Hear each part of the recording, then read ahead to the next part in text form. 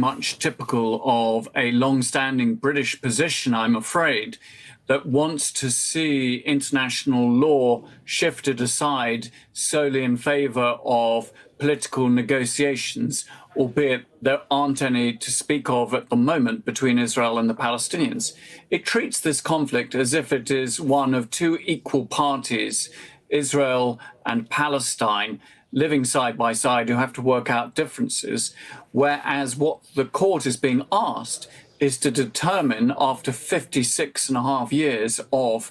protracted Israeli military occupation, whether what is meant to be temporary, the occupation, should come to an end.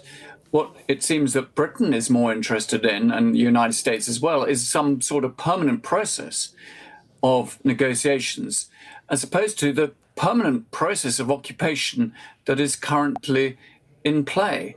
Why does Britain and the United States block every legal avenue it can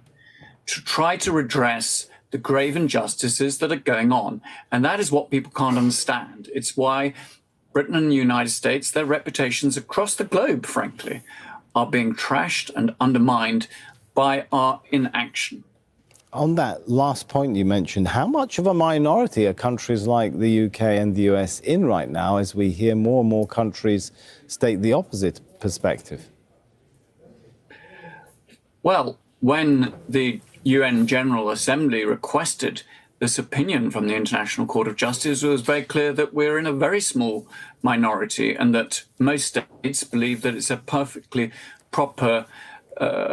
thing for the court to render an opinion on whether, after 56 years, this occupation is actually illegal.